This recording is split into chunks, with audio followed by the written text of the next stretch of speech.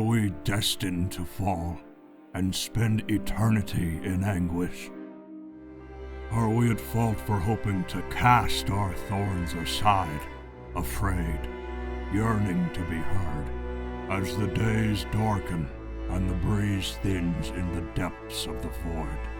Is the drought the cause of the scorch, haunted by the dread?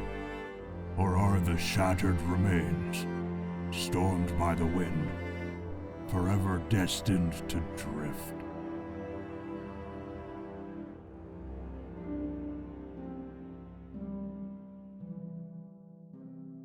But all must come to an end.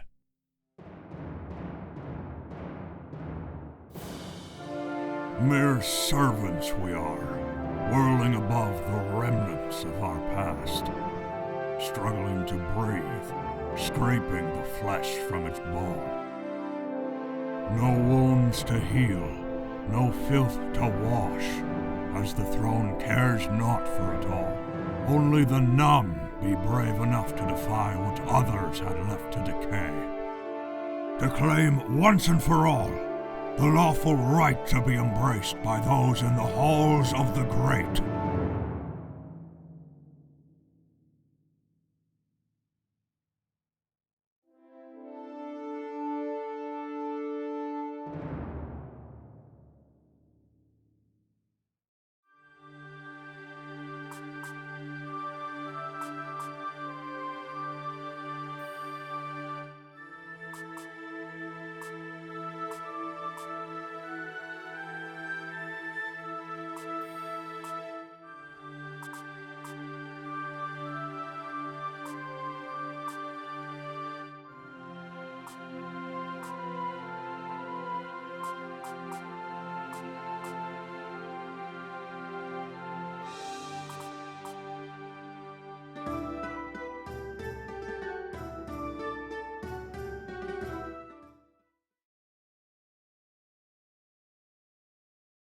Alright, welcome back.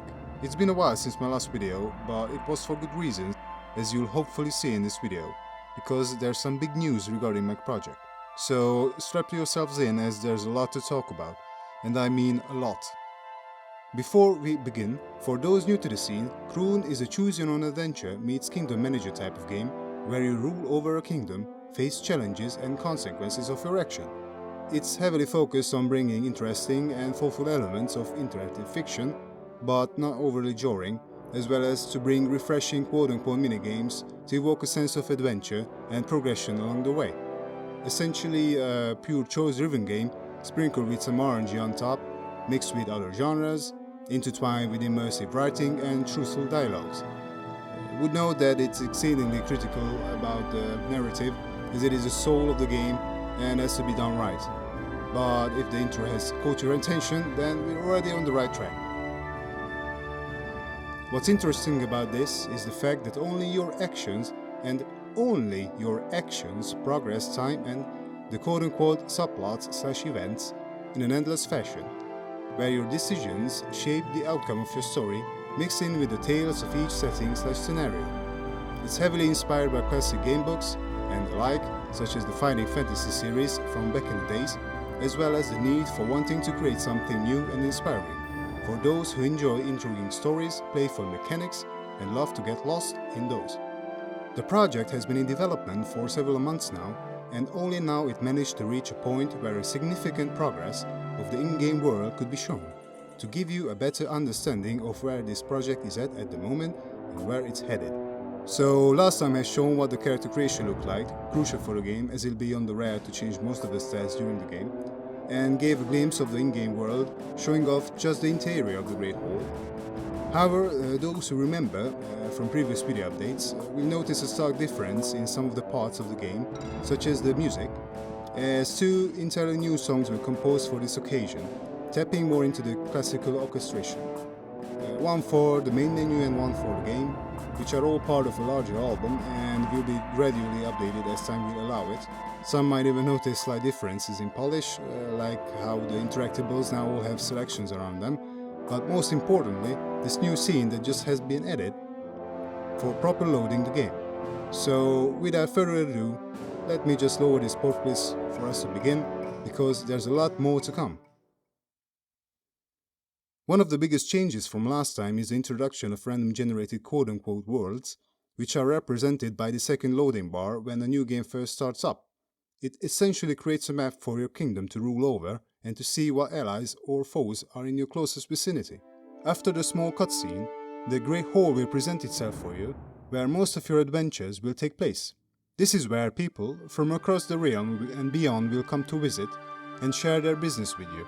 Some matters might be done quickly, others might take a bit longer and more resources to solve, depending on the nature or the story, or perhaps your history, or your stance with them to conclude their task. Some may require persuasion, some may even trigger minigames akin to game books, like throwing the dice, which is aiming to be customizable, or alike. In a way, discussing matters won't be as easy though, as you'll need to be aware that some of your guests might have their own, often hidden agenda.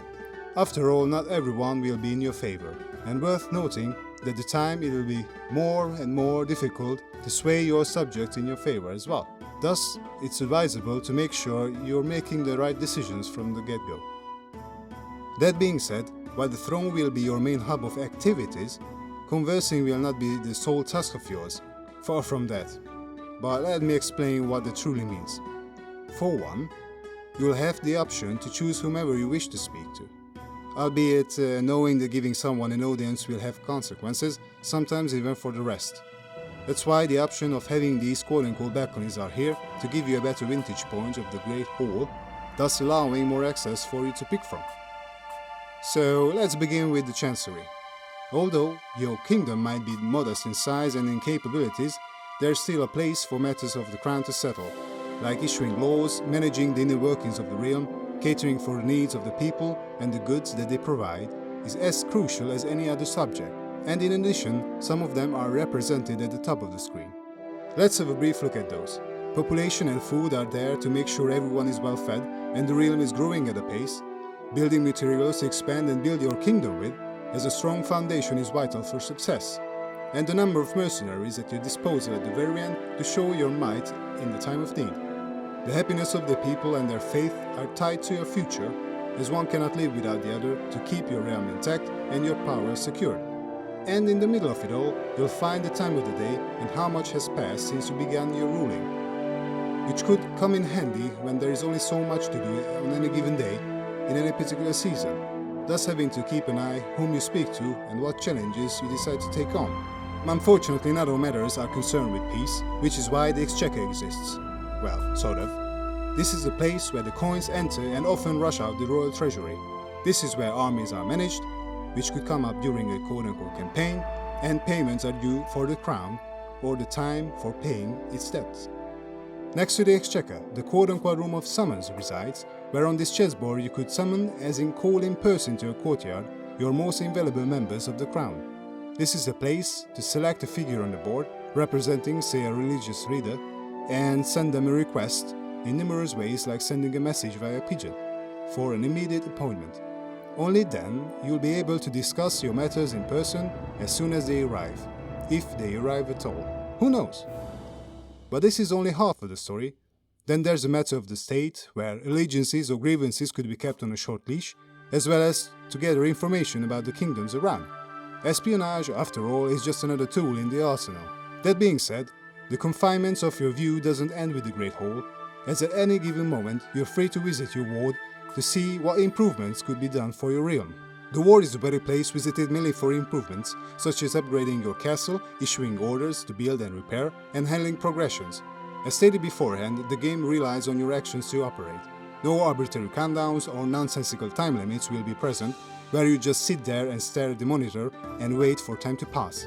As said before, all progress will be made by you, and only by your actions. But what does that even mean? Well, let me explain. This is where, about that is, the traveling theater will be, where you'll be able to manage your progress of each task in the form of a smallish adventure in the true style of gamebooks.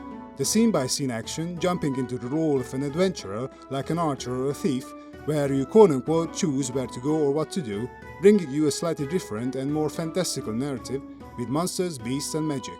A small game within a game.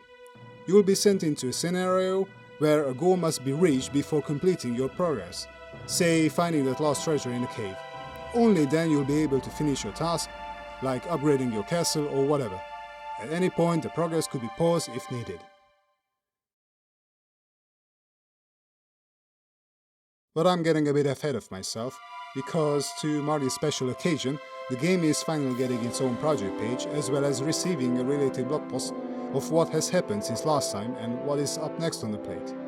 Both of these will be available in the video's description, so make sure you check those out.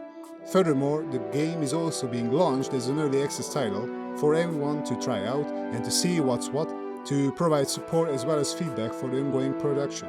Finding and reporting bugs, alerting me for missed design elements are always welcome, as it only enhances the experience. So, last but not least, hoping that you've enjoyed this small tour around the realm, and I'm more than eager to share what is there to come.